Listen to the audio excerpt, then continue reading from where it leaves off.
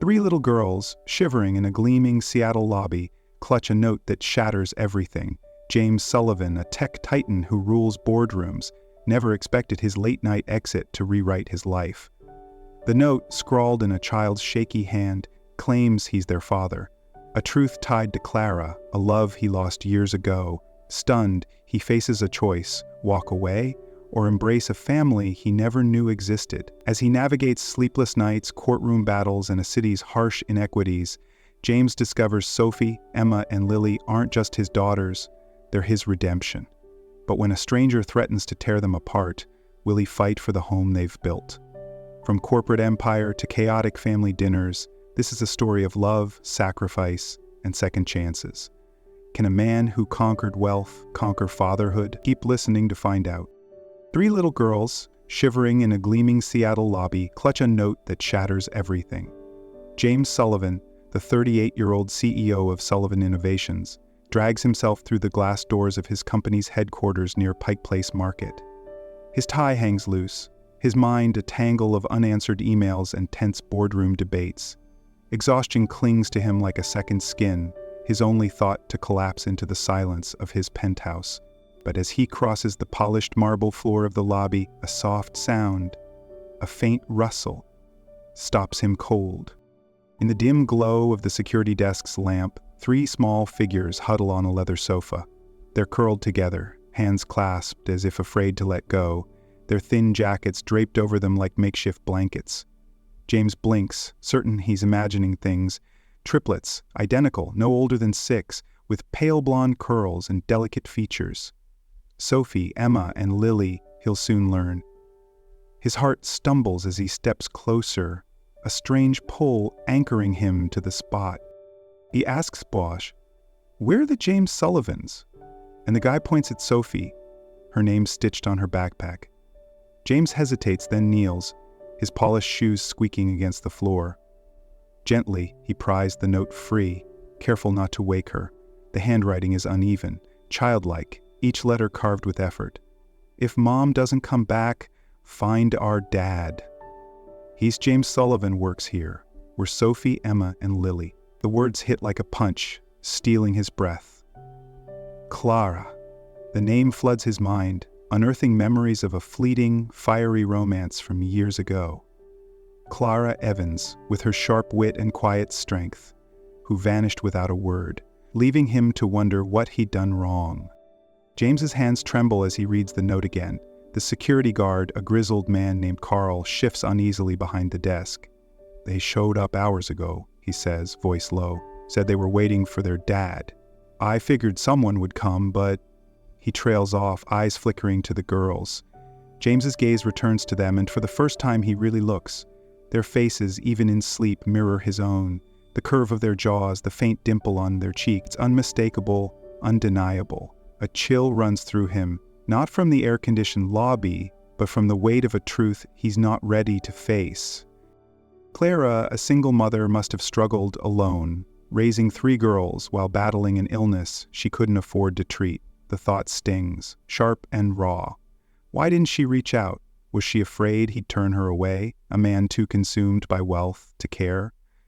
The question gnaws at him, but the girl's soft breathing pulls him back. They're here now, defenseless, trusting a note to lead them to a stranger. Damn. He thinks of his own mother, her voice echoing from childhood. "Live for something bigger than yourself, James." She'd said it in the Ravenna house, the one he hasn't visited since her death. That house, with its creaky floors and faded curtains, feels like the only place that could hold this moment. His penthouse, all glass and steel, is no home for children. Without a second thought, he makes a choice. "Carl, I'm taking them with me," James says, his voice steadier than he feels. The guard nods, too stunned to question. James scoops Sophie first, her small body light as a feather, then Emma, then Lily, carrying them one by one to his car parked in the underground garage. They don't stir, their trust in sleep piercing him deeper than any boardroom defeat. The note, now folded in his pocket, feels heavier than the girls combined. As he drives through Seattle's quiet streets toward Ravenna, the city's glow fades behind him. The girls' faces, lit by passing streetlights, haunt him. They're his, and Clara's gone. Guilt, fear, and a flicker of something like love churn inside him. He doesn't know how to be a father, doesn't know what comes next, but as he pulls into the driveway of the old house, its porch light flickering, he knows one thing. He can't walk away, not from them. Not now. What happens when a man who's built an empire faces a family he never planned? The answer begins tonight. The old Ravenna house creaks under the weight of new life, its walls unaccustomed to the patter of small feet. James Sullivan, a man who once commanded boardrooms with a glance, now fumbles through the chaos of fatherhood. Sophie, Emma, and Lily, the triplet daughters he never knew he had, fill the house with a strange, unsteady warmth. The note they carried still burns in his pocket, a reminder of Clara's faith in him, a faith he's not sure he deserves. Each morning, he wakes to their faces, so like his own, and feels the ground shift beneath him. His first attempt at breakfast is a disaster, pancakes turn to charcoal, smoke curling from the pan as Lily wrinkles her nose. "Is it supposed to smell like that?" she asks, her voice bright with curiosity. James laughs, a sound foreign to him, and tosses the mess into the sink. "Guess we'll stick to cereal," he says, handing out bowls. Sophie, the quietest, studies him, her eyes searching for something he can't name. Emma, more reserved, spoons her cereal in silence while Lily chatters about a cartoon she loves. James watches them, marveling at their resilience. How did they survive so much loss and still find room to laugh? That evening, Sophie pulls him aside, her small hand clutching a folded piece of paper. "Mom drew this," she says, unfolding a crayon sketch of a family. 3 girls, a smiling woman, and a faint, faceless man in the background. "She said it was us, with you." James's throat tightens. The blurry figure, barely more than a shadow, is him, a placeholder in Clara's heart, even after she left. He traces the lines, imagining her hands guiding the crayon, and feels a pang of regret for the years he didn't know. "It's beautiful," he whispers, tucking the drawing into his wallet like a talisman. The girl's story unravels in fragments. Over dinner, boxed pizza because cooking is still a mystery, Emma speaks softly. "Mom told us to find you. If she didn't wake up, she said you'd keep us safe." James freezes, a slice halfway to his mouth. "You walked all the way from South Seattle?" he asks, picturing the gritty streets, the crumbling ascensor ship, with the girls nodding. Sophie nods, her expression solemn. "Mom made us memorize your address. We practiced every night." The image of 3 6-year-olds trekking miles through a city that chews up the vulnerable guts him.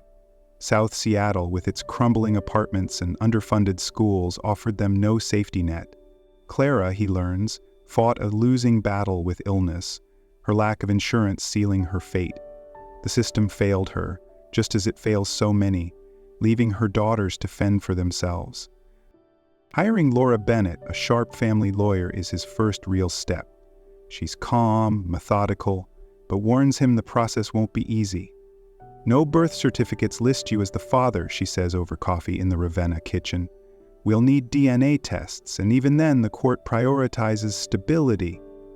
James nods, but his mind is on the girls, not paperwork.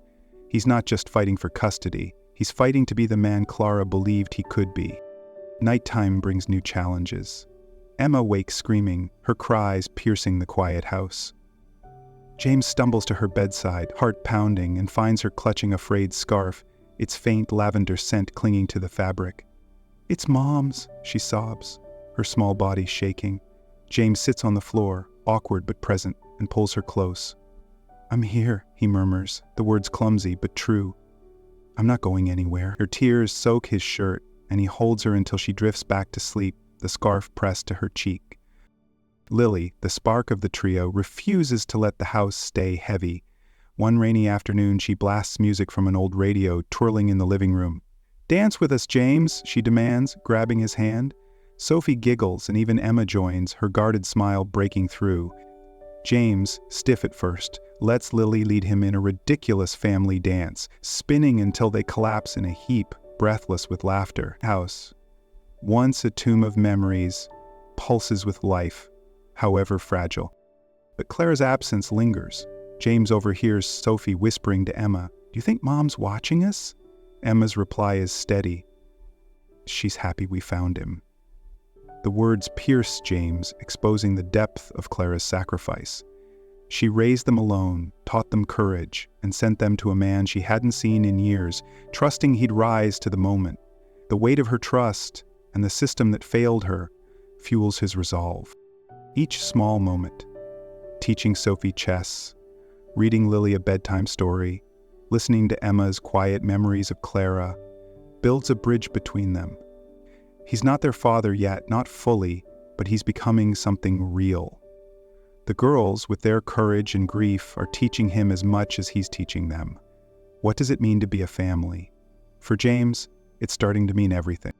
The Ravenna house, once a haven, now hums with an undercurrent of tension. James Sullivan, still navigating the uncharted waters of fatherhood, feels the fragile bond with Sophie, Emma, and Lily strengthening daily. But a new storm looms, threatening to unravel everything. A letter arrives, stark and official, from the King County Courthouse in Seattle. Mark Evans, Clara's older brother, has filed for custody of the girls, claiming he's their rightful guardian. The words hit James like a blow. Mark, a man he's never met, fresh out of prison for drug charges, now stands between him and the family he's just begun to build. Mark's petition paints a damning picture. He accuses James of using his wealth to buy the girls, leveraging his influence to play the hero while hiding a cold corporate past. A local nonprofit backs Mark, spinning his story into a crusade against privilege. The media pounces, splashing headlines across Seattle's newsstands. They dig up old stories, layoffs at Sullivan Innovations, a tax dispute from years ago, twisting them to cast James as a heartless mogul. Each article chips away at his resolve, planting doubts. Is he truly what's best for the girls? Or is he just a man pretending to be something he's not? Laura Bennett, James's lawyer, works tirelessly to counter the narrative. In her cluttered office downtown, she lays out their case. "We'll focus on the stability you've given them," she says, her voice steady. "The school reports, their routines, your commitment, it all matters." But James's mind drifts to Clara. Mark's court filings include a letter from her written years ago, describing her fear that James wouldn't want a family scraping by in South Seattle's shadow. The words sting, forcing him to confront a painful truth. Clara hid the girls not out of malice, but out of shame, believing her poverty made her unworthy of his world, the injustice of it. Her illness untreated, her life undervalued by a broken healthcare system, burns in his chest. The girls sense the shift in him, their small faces etched with worry.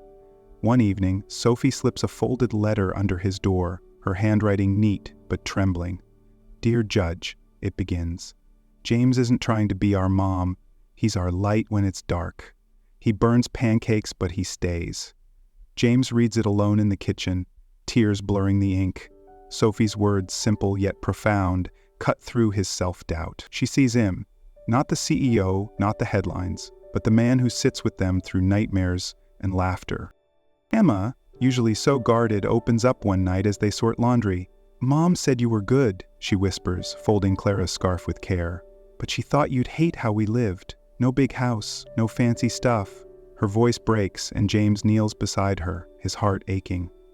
"I'd have loved you anywhere," he says, the words spilling out before he can stop them. Emma's eyes meet his, and for the first time she leans into his hug, her trust a fragile gift. Lily, ever the spark, clings to him the morning of the first hearing. As they stand outside the courthouse, her arms wrap around his waist. "I don't want to go anywhere else," she says, her voice fierce. "I want to stay with you, Dad." The word, Dad, lands like a revelation, binding him to her in a way no court could undo. He holds her tight, whispering, "I'm fighting for us, kiddo," even as fear gnaws at him. Mark's presence in court is a stark contrast. Clean-shaven, dressed in a borrowed suit, he speaks with raw conviction, his voice carrying the weight of a man society discarded. He's not just Clara's brother, he's a symbol of countless others chewed up by a justice system that offers no second chances.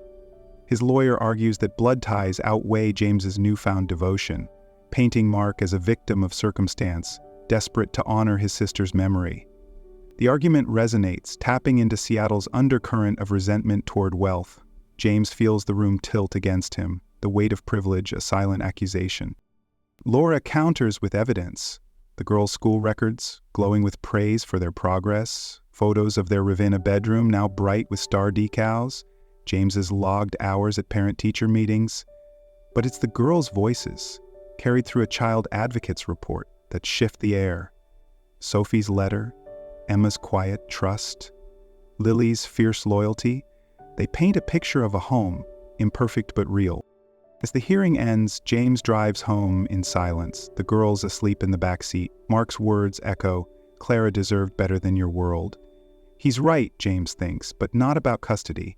Clara deserved a system that didn't let her die alone, a city that didn't let her daughters walk miles for safety. The fight isn't just for the girls, it's for the world they deserve. Can James prove he's more than his past? The courthouse looms in his rear view, holding the answer. The courthouse battle leaves James Sullivan raw, his heart tethered to Sophie, Emma, and Lily by threads of hope and fear. The Ravenna house, though filled with the girls' laughter, carries an ache. Clara's absence, a shadow that lingers in every corner. To understand the mother who sent her daughters to him, James seeks out Sarah, Clara's oldest friend, a soft-spoken nurse who knew her better than anyone. They meet at a small cafe near Pike Place Market, the hum of Seattle's bustle fading as Sarah's words pull James into Clara's hidden world. "Clara loved you," Sarah says, stirring her tea, her eyes distant. "But she was terrified you'd reject the life she could offer. Secondhand clothes, a one-bedroom apartment, hospital bills she couldn't pay. Clara," Sarah explains, "fought a relentless illness with no insurance, her pride keeping her from reaching out to James. She taught the girls to be brave, to memorize his address, to believe he was their last hero if she didn't survive." Sarah's voice cracks as she recalls Clara's final days. Evicted from her South Seattle apartment for unpaid rent, her daughters sleeping on a neighbor's couch, the injustice of it, Seattle's housing crisis swallowing a dying mother, hits James like a wave, exposing the privilege that blinded him to such struggles. Back home, Sophie hands him a small box from their backpack, her fingers hesitant. "Mom said to give this to you if we found you," she whispers. Inside is a USB drive labeled in Clara's neat handwriting, "For James." That night, after the girls are asleep, he plugs it into his laptop, heart pounding. Clara's face fills the screen, thinner than he remembers, but her eyes still fierce with love. "James," she says, her voice soft. "I'm sorry I didn't tell you. I was scared you wouldn't want us, that I wasn't enough. The girls are my everything." Sophie's heart, Emma's strength, Lily's fire. Please love them, not because you have to, but because they're yours. She sings a lullaby, the same one she hummed to him years ago under a summer sky, her voice breaking on the final note. James buries his face in his hands, tears falling for the woman he lost, for the years stolen by silence. The song, a fragile thread to their past, binds him to the girls in a way he hadn't felt before. The video becomes his anchor, a call to be the man Clara believed in. He decides to take the girls to Discovery Park, a sprawling green haven in Seattle where Clara used to bring them. "Mom loved the trees," Emma says as they walk the trails, her voice brighter than usual. The park, with its wind-swept cliffs and quiet meadows, feels like a bridge to Clara. James watches the girls run ahead, their laughter mingling with the rustle of leaves. Sophie pauses by a clearing, her hand slipping into his. "Mom said you'd find us," she says, her eyes shining. "And you did." The words, so simple, crack something open in James, a mix of gratitude and grief for the woman who shaped these girls into miracles. At the park's edge, Emma and Lily weave a crown of wildflowers, their fingers nimble despite the breeze. "It's a family crown," Lily declares, placing it on James's head with a grin. Emma nods, her usual reserve melting. "It means we're together now." James kneels, pulling them close, the crown lopsided but perfect. The gesture, born from Clara's lessons of love, marks a turning point. That evening, as he tucks them into bed, Lily yawns and mumbles, "Good night, Dad." The word, unprompted, lands softly. A gift he hadn't earned, but vows to honor. The park visit stirs something deeper in James. Clara's struggle wasn't just personal, it was systemic. A a symptom of a city where rent skyrockets while families like hers are pushed to the margins. He thinks of his own wealth, once a shield, now a mirror reflecting his ignorance. At a late-night meeting with Laura, he shares his resolve. "I want to do more," he says. Not just for the girls, but for others like Clara. Laura nods, sensing the shift in him, a man no longer running from his past but toward a purpose. The girls, too, are healing. Emma starts sketching again, her drawings filled with trees and stars, echoes of their park day. Sophie writes stories in a notebook, casting James as a knight who finds lost princesses. Lily's energy lights up the house. Her impromptu dance parties are a reminder that joy can coexist with grief. Each moment with them, braiding Emma's hair, cheering Sophie's chess moves, catching Lily mid-twirl, stitches James closer to the father he's becoming. But the custody fight looms, a shadow over their fragile peace. Mark's claims, fueled by a system that failed him, threaten to pull the girls away. James clutches Clara's video like a lifeline, her voice urging him forward. Can he prove he's their home, not just their father? The answer lies in the battles ahead, both in court and within himself. The King County Courthouse looms over Seattle's skyline, its stone facade as unyielding as the stakes inside. James Sullivan stands in the crowded hallway, Sophie, Emma, and Lily at his side, their small hands gripping his.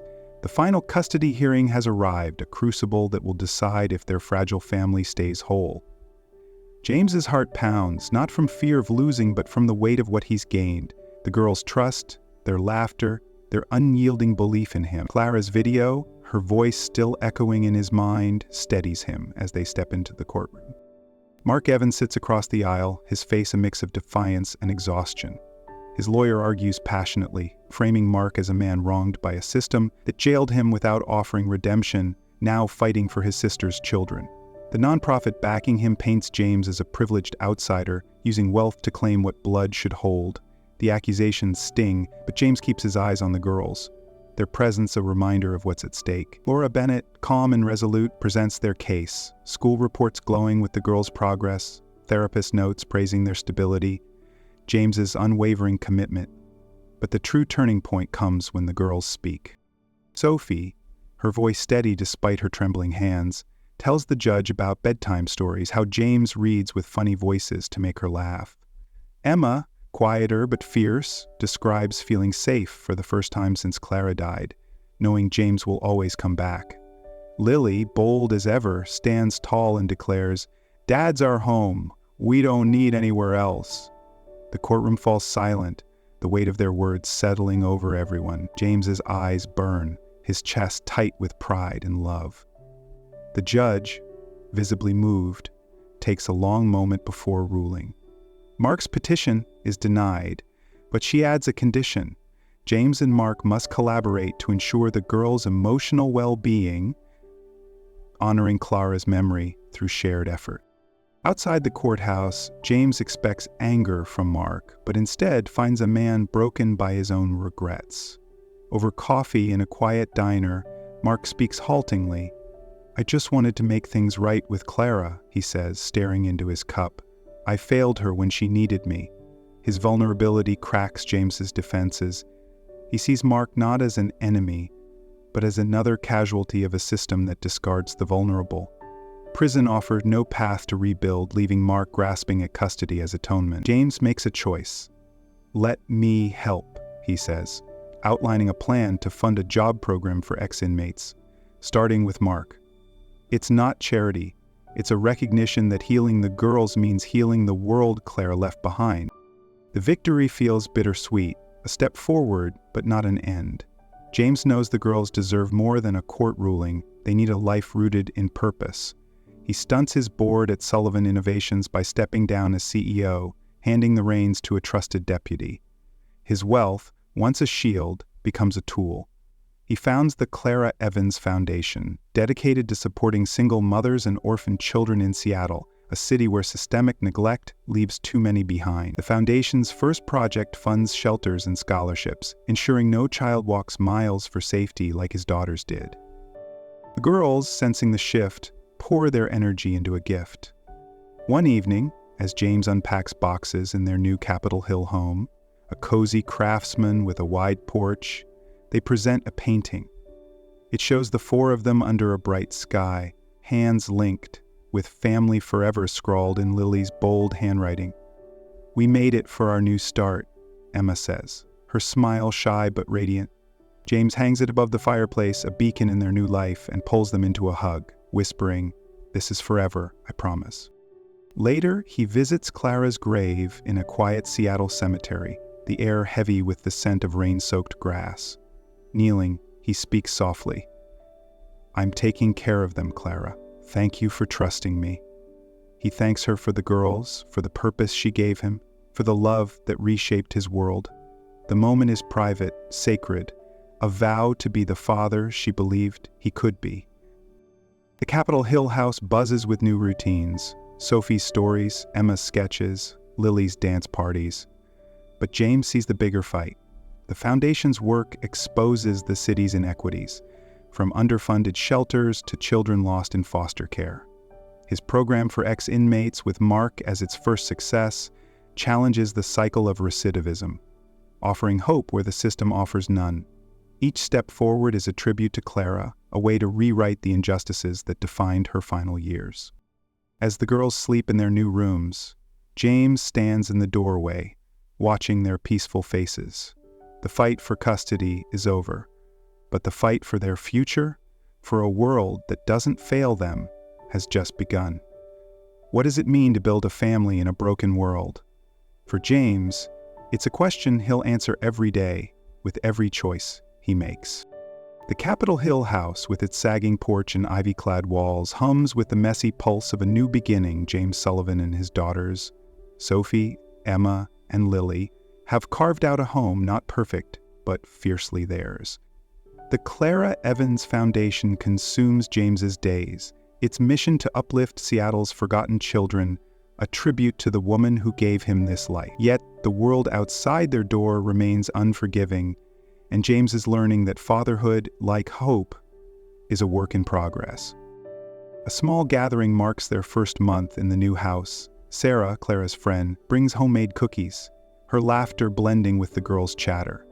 Mark Evans, now working a steady job through James's reentry program, sits quietly, his presence a testament to second chances. He shares his story over dinner, his voice rough but earnest. Uplift Seattle's forgotten children, a tribute to the woman who gave him this life. Yet, the world outside their door remains unforgiving, and James is learning that fatherhood, like hope, is a work in progress. Small gathering marks their first month in the new house. Sarah, Clara's friend, brings homemade cookies, her laughter blending with the girls' chatter. Mark Evans, now working a steady job through James's reentry program, sits quietly, his presence a testament to second chances. He shares his story over dinner, his voice rough but earnest. "I thought I'd lost everything," he says, glancing at the girls, "but you all showed me I could start again." His words, raw and real, spark a quiet pride in James, a reminder that change ripples beyond their family, challenging a system that discards men like Mark. The girls' school hosts a spring concert, a chance for them to shine. Sophie prepares a poem, Emma joins the choir, and Lily, ever bold, choreographs a dance. James promises to be there, front row, but a crisis at the foundation, budget cuts threatening a shelter program, delays him. He arrives as the curtain falls, guilt heavy in his chest. The girls wait on the school steps, their faces a mix of disappointment and understanding. "I'm so sorry," James says, kneeling before them. Sophie shrugs, her smile soft. "You came, Dad. That's what counts." Emma and Lily nod, their forgiveness a lesson in grace. They teach him that family isn't about perfection, but presence, a truth that anchors him. Days later, James takes the girls to Gasworks Park, its grassy hill overlooking Lake Union. They sit together, the city's skyline shimmering in the distance as a light rain begins to fall. Sophie pulls out her notebook, reading a poem she wrote for the concert. "Stars don't get lost. They just wait for night to shine." Her voice, clear and steady, paints their family as those stars, enduring through darkness. James's throat tightens, her words a mirror to their journey. Emma and Lily, damp from the rain, lean into him. "You don't have to be good at everything," Emma says, her eyes bright. "Just be our dad." Lily giggles, adding, "Yeah, and don't burn the pancakes again." Their laughter, pure and unburdened, wraps around him like a promise. As the rain softens, James sees Clara in their smiles. Her courage, her love, alive in every glance. The Foundation's challenges loom, funding shortages, societal skepticism. But he's undeterred. Each child they save, each family they lift, is a step toward the world Clara deserved. Mark's progress, too, fuels his resolve, a reminder that systemic change starts with single lives. They huddle closer, the rain a gentle curtain around them. "We'll face everything together," James says, his voice firm. The girls nod, their hands finding his. This isn't a fairy tale ending, but a beginning, raw, real, and full of fight. The hill, the lake, the rain. They hold this moment, a family forged not by ease, but by choice. What does it mean to love in an imperfect world? For James, it's showing up, again and again, for the stars that found him. This story of James and his daughters resonates deeply, showing that family isn't about perfection but persistence. I believe it challenges us to rethink success. Does it lie in wealth or in the quiet moments that stitch us together? Some might argue James's privilege gave him an edge, but I see his transformation as proof that anyone can choose love over comfort. What's your take? Can we all rewrite our stories like James did? Share your thoughts below. Your perspective could spark hope for someone else. Thank you for watching and engaging. Your comments and subscriptions fuel this channel, spreading stories that inspire change. By joining this community, you're not just watching, you're helping others find strength in their own journeys. Hit that subscribe button, share your ideas, and let's keep building a space where stories like this light the way for us all.